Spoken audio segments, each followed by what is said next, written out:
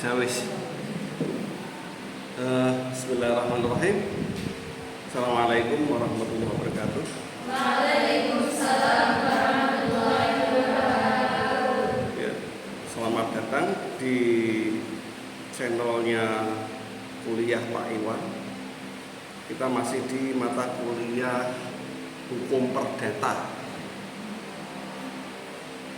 Terkait dengan masalah ini, kita ngomongin fokus membahas materi terkait dengan jaminan, sehingga pengaturannya lazim disebut sebagai hukum jaminan.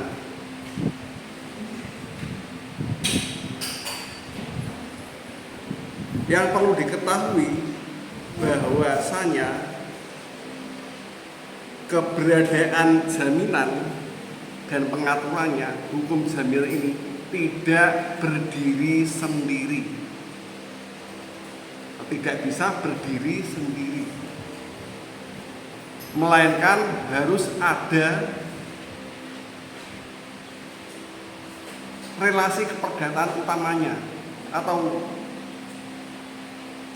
hukum utamanya.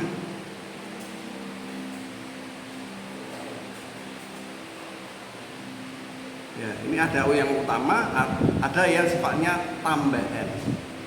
Ya, jaminan ini bukan hal yang utama. Pengaturan hal masalah keperdataan bukan masalah keperdataan yang utama.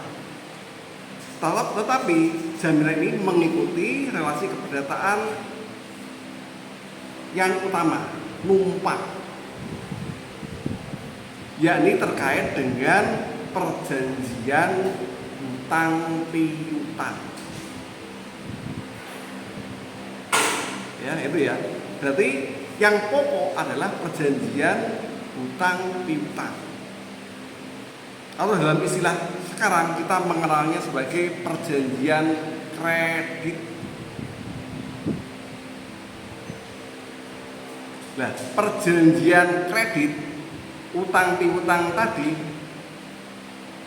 ini bisa sendiri, tetapi melainkan terkait dengan pengaturan hukum jaminan ini tidak bisa berdiri sendiri.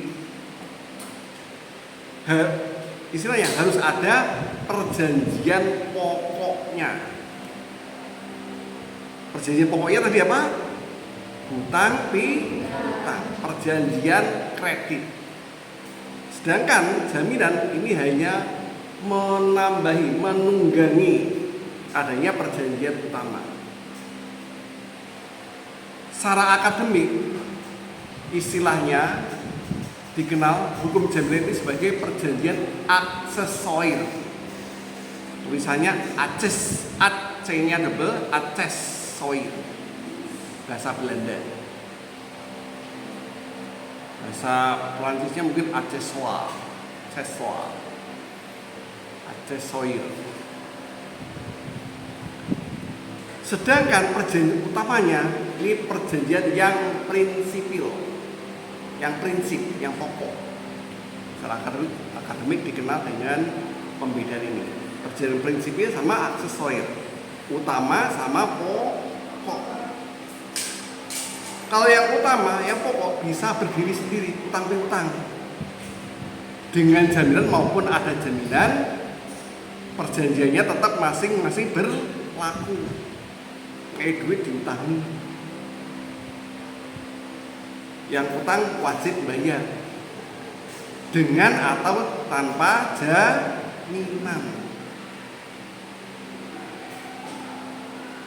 Nah, mengapa jaminan ini penting dalam relasi keperdataan yang modern? Ya, mungkin zaman dahulu yang namanya perjanjian utang piutang ini landasannya biasanya tidak besar, landasannya adalah kepercayaan. percaya bahwa sing utang iki bayar. Wis percaya wae ra wis. Kalau orangnya tidak bisa dipercaya, berarti orangnya kredibilitasnya turun, nama baiknya turun, reputasinya tercemar. Oke lho tukang utang, Pak bayar, tukang ngemplang ya. Di masyarakat muncul istilah tersebut untuk merujuk pada orang yang mengkhianati kepercayaan. Nah, trust itu penting. Dan mungkin tidak perlu jaminan. Seiring relasi keperdataan berkembang dan semakin memodernisasi diri, keberadaan jaminan ini penting sebagai sarana untuk memastikan bahwa orang yang berutang harus bayar. Apa jaminannya kalau tidak bayar? Ada jaminan, dan pengaturan tentang jaminan ini dikenal dengan istilah hukum jaminan.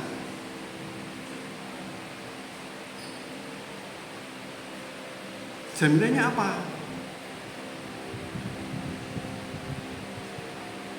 Menjaminkan motor. Caranya gimana? Nih, kalau Anda misalnya mau lagi nggak punya uang, pengen segera punya dana segar. Caranya bagaimana? Wah, punya motor. Diapakan motornya? Diapakan? Anda yang cewek punya emas. Diapain emasnya? Jual.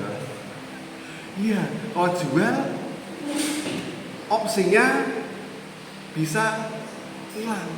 Tetapi ada muncul mekanisme keperdataan yang lebih aman supaya barangnya ini tetap bisa kembali lagi padanya dengan cara digadai. Mekanisme beli kembali. Nah ini ada opsi beli kembali. Ini diperlukan. Salah satunya cara beli kembali supaya barang yang dijaminkan bisa kembali padanya. Kalau masih sayang dengan barang tersebut, emas pemberian dari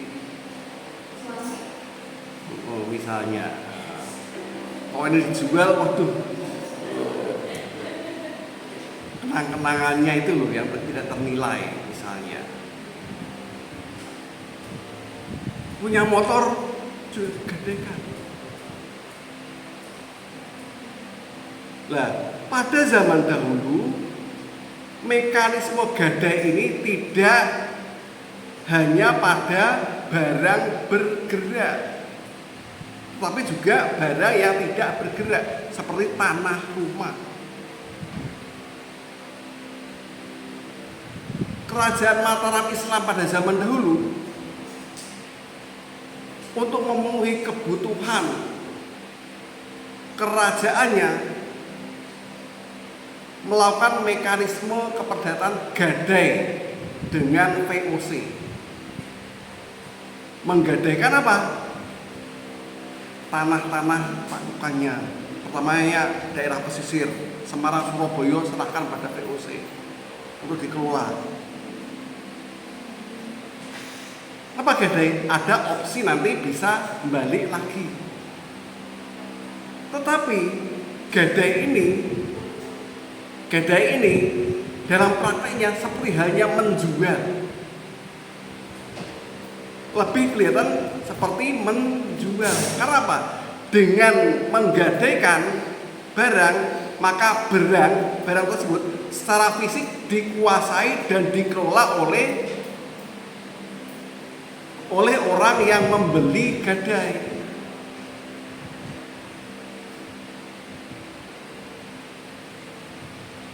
Kerajaan Mataram Islam menggadaikan pada VOC tanah pesisir, dikuasai dan dikelola oleh VOC Belanda.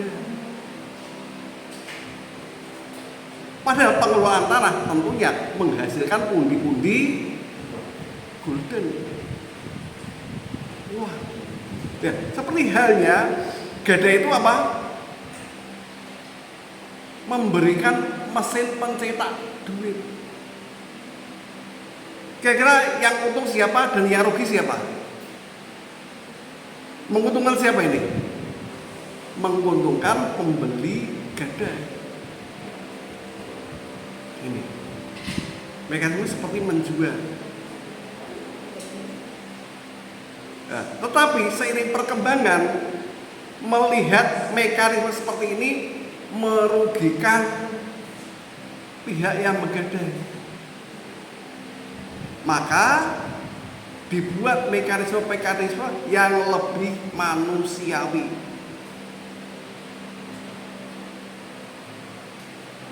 Lebih tidak merugikan terutama pihak debitur. Sebagai orang yang kalau dalam gadai, orang yang penghutang sekaligus menjual gadai. Orang yang menggadaikan.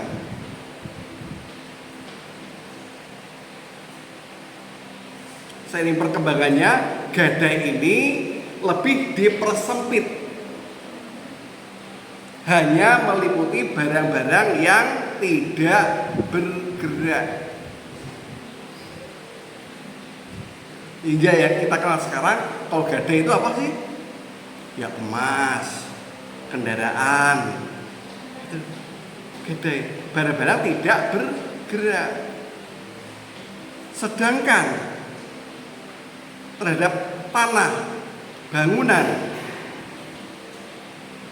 memakai mekanisme ada kelembagaan yang baru, yakni hak tanggungan. Namanya itu, lembaganya namanya apa? Hak tanggungan. Nah, dalam hak tanggungan ini mekanismenya lebih manusiawi, di mana pengelolaan tanah rumah tidak diserahkan pada kreditur, tapi melainkan tetap pada pengelolaan debitur. Orang yang berhutang tetap bisa mengelola sawah rumahnya, tetap menempati secara fisik, tetapi secara legal ditahan oleh pihak kreditur sebagai jaminan apabila nanti utangnya harus lunas, supaya si penghutang ini tidak one prestasi. Itu mekanisme peradaban kita, sehingga kita mengenal aneka macam jaminan. Tadinya kita mengenal gadai dan ternyata berkembang ada hak tanggungan. Tapi ada satu lagi yang mungkin luput dari pemahaman, mungkin tidak terkenal dalam masyarakat, dalam relasi keperdataan di masyarakat, yakni jaminan yang bernama fidusia. Berarti di sini ada 3 jenis jaminan. Gadai yang pertama. Dan kemudian muncul gadai itu hanya untuk barang bergerak. Terus kemudian next, untuk barang yang tidak bergerak supaya manusiawi, dibuat lembaga yang lebih baru, yakni apa? Hak tanggungan. Selain 2 hal ini, ada satu lagi yang belum, dan sekarang ini tidak dikenal. Dan nanti kita zoom in, mengapa lembaga ini tidak banyak digunakan masyarakat dan tidak banyak dikenal. Ya, ini namanya apa tadi? Fidusia. Kenal nggak fidusia? Enggak toh? Iya. Ya nanti kita bahas. Fidusia ini juga hampir sama dengan gadai, sama-sama barang bergerak. Salah satu perbedaannya dengan gadai, Oh, gadai barangnya secara fisik diserahkan pada siapa? Pada orang yang utang, gitu? Salah. Kalau gadai diserahkan pada siapa? Iya, pegadaian ya. Itu lembaganya kita mengenal apa? Lembaganya gadai. Lembaga yang mengelolanya namanya pegadaian.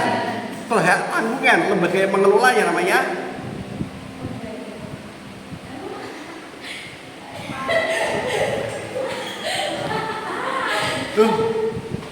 orang ngerti tuh hak tanggungan. Lembaga yang mengelolanya siapa? Mengelolanya kalau hak tanggungan secara fisik di sana pada yang utang toh, tapi yang menjaga secara legalitas siapa?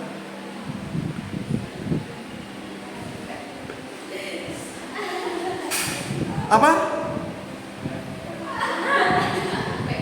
Alah, BRI, Bank Mandiri, Bank. Mereka itu loh, mereka ngutangi. Hak tanggungannya dipegang oleh Bank Mandiri, BRI. Iya sih. Itu hak tanggungnya mereka pegang. Tapi secara fisik silahkan dikelola sendiri oleh pihak yang mengutang. Nah, kalau fidusia hampir sama dengan gadai, tapi juga ada hal yang sama dengan hak tanggungan. Irisannya gambarnya. Kalau fidusia itu irisan antara gadai dengan hak tanggungan. Irisannya di mana? Dengan gadai sama-sama barang tidak sama-sama barang bergerak, mobil, kendaraan, emas, perhiasan, nah itu sama-sama barang yang bergerak. Kalau irisan atau kesamaannya dengan hak tanggungan apa? Barangnya secara fisik diserahkan pada orang yang utang.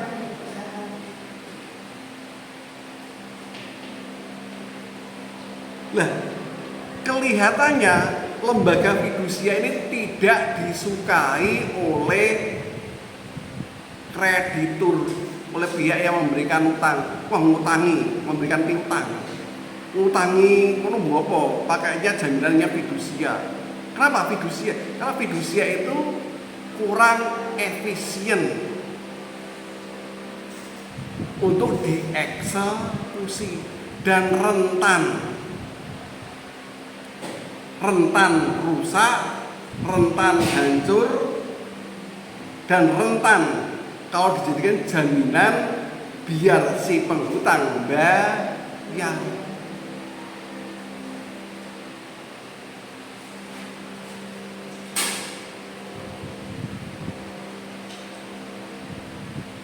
Misalnya ada perusahaan, kenanya perusahaan apa orang ya? Sebagian bisa orang, bisa perusahaan. Anda utang pada saya ngasih duit, jaminannya apa? Fidusia. Kalau fidusia itu barangnya ada di mana? Barangnya ada di mana? Orang yang utang.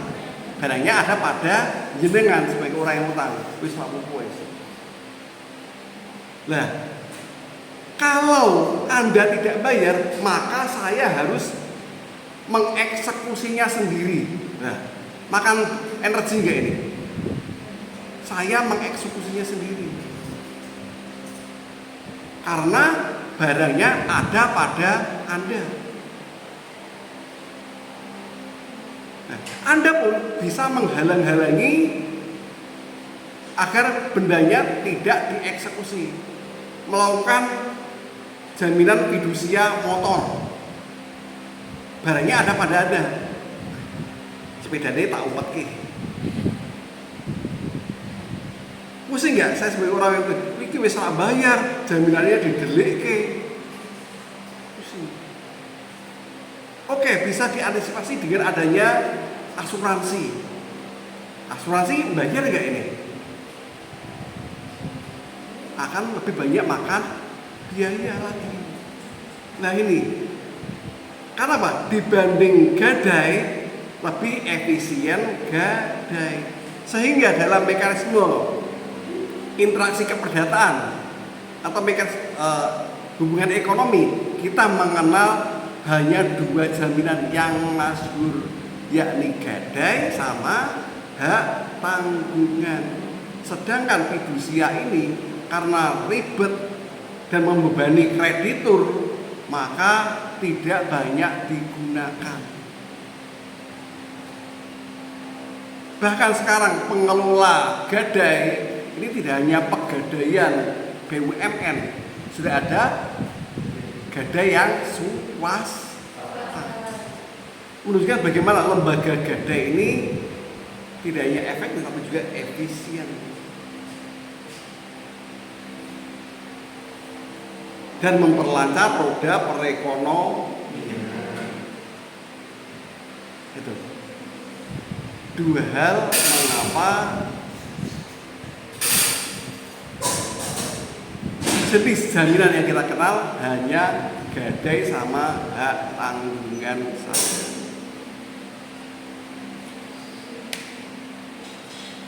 Itu. Sampai di sini mungkin ada pertanyaan? Iya. Jangan lupa ya, tadi apa? Yang tidak terlalu dikenal apa? Fidusia. Ini tengah-tengahi antara hak tanggungan sama gadai.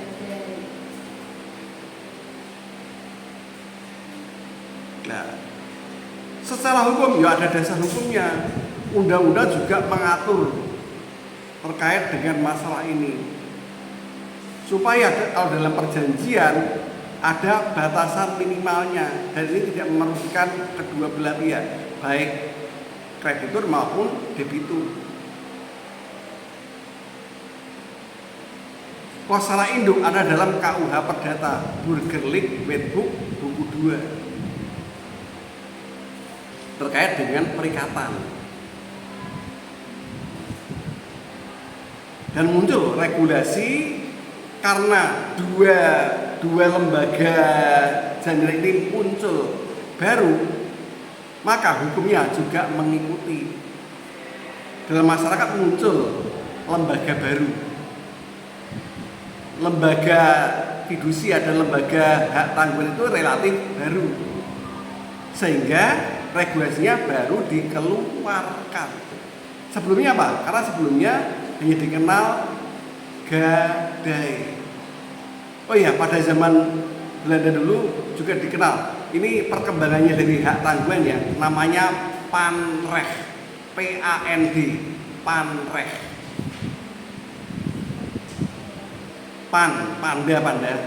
Panrecht, pakai D, panrecht. Recht itu apa? RECHT, recht, pakai kho ya. Recht, panrecht.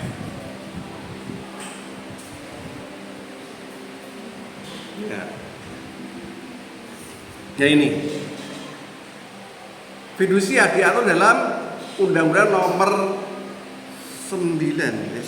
nomor 4 deh, lupa. Nomor 4 tahun 96. Sedangkan hak tanggungan pada Undang-Undang nomor 49 tuh. Ya benar, 49 tahun 1999. Ini membuktikan bahwa dua lembaga jaminan itu relatif baru, mengikuti perkembangan dinamika masyarakatnya, dinamika ekonomi masyarakatnya. Fidusia sama hak tanggungan. Itu sumber hukumnya. Selain perjanjian. Ingat kalau dalam perdata itu dasar hukumnya apa? Malah yang utama itu perjanjiannya, di mana perjanjian ini dibuat oleh antar para pihak. Ini dasar hukum utamanya. Nah, undang-undang meminimalisir terjadinya perjanjian yang merugikan kedua belah pihak. Ini juga menjadi dasar hukum pokoknya.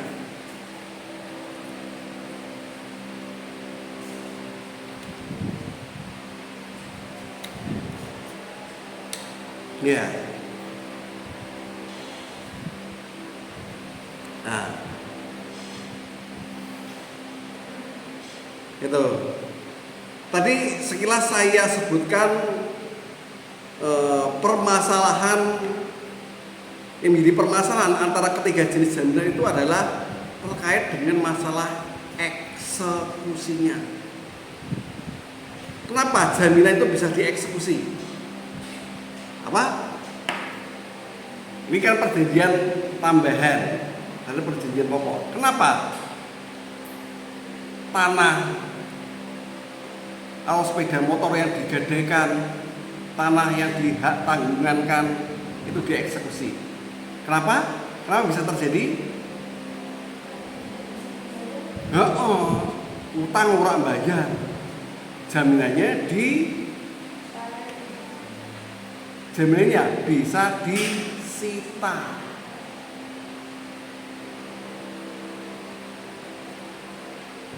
Nah, prosedur eksekusinya berbeda-beda. Yang paling easy dan memperhatikan bagaimana mekanisme jaminan ini banyak lazim digunakan dalam masyarakat adalah mekanisme jaminan gadai. Gadai itu eksekusinya easy. Kenapa easy? Ayo. Kenapa mudah? Kenapa gadai itu eksekusinya mudah? Barangnya berada pada kreditur. Barang gadainya dikuasai oleh gadaian. Eksekusinya tinggal buat lelang umum, silahkan dilelang.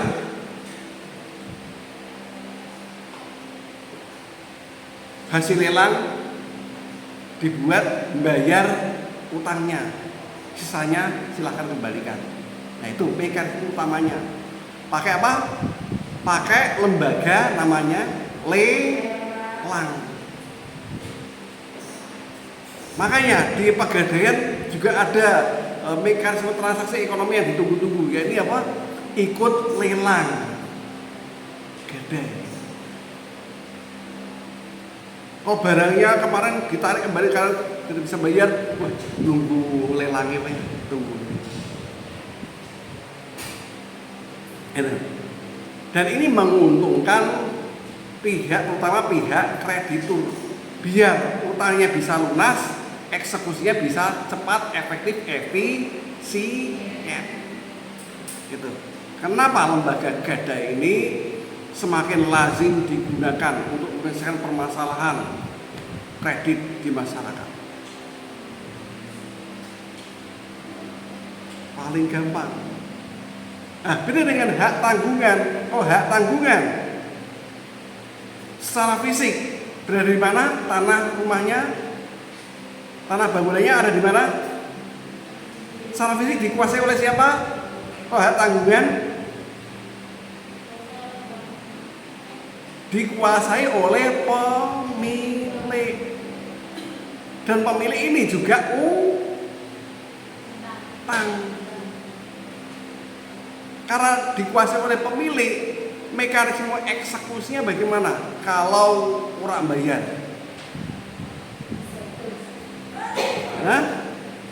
mekanismenya bagaimana? Mekanismenya juga sama dengan gadai, lewat pelelangan. Tapi sebelum ke lelang, terlebih dahulu lewat gugatan di pengadilan terus ke lelang lewat Balai Lelang Negara.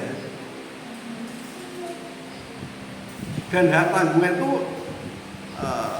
relatif lebih ribet. Bank juga mendaftarkan hak kepemilikan tersebut lewat sertifikatnya, didaftarkan ke Badan Pertanahan Nasional terlebih dahulu, ke BPN. Jadi ke BPN, misalnya yang dijaminkan adalah HM. HM itu apa? HM, sertifikat tanah HM, hak milik. Ada juga HGB, HGU. Nah itu bisa dijaminkan, dijadikan di atasnya dibebankan hak tanggungan. Nah terhadap sertifikat HM, HGU tersebut dibebankan lewat BPN, hak tanggungan. Ini loh tanahnya bener, HM miliknya si Parto, tapi Parto utang. Maka di dalam sertifikat itu ditulis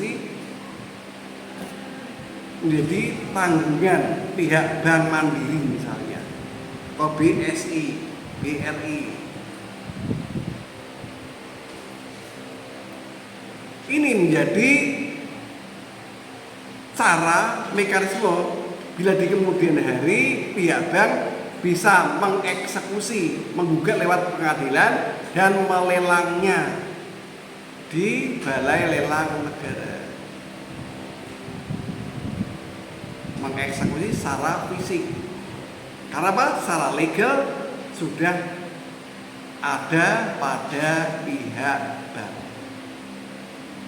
Ini mekanismenya.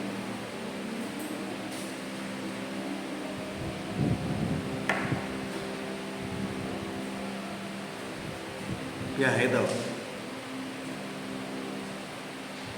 Dan untuk memberi kepastian lagi, supaya kepastian ya, orang pihak, terutama pihak kreditur yang ngutangi supaya uangnya tidak hilang, juga perlu kepastian, perlu adanya jaminan agar uangnya tidak hilang. Selain jaminan, ternyata pengelola Bank Pegadaian itu juga melapisinya lagi, melindunginya lagi dengan perjanjian asuransi. Double protection istilahnya. Oke, perjanjian kredit. Proteksi ring pertama, jaminan. Proteksi kedua, miso ya.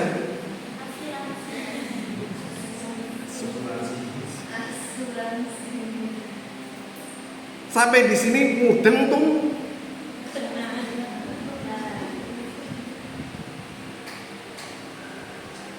Education. Nothing, thank you. Assalamualaikum warahmatullahi wabarakatuh. See you. Ternyata aku ganteng ya nang ini.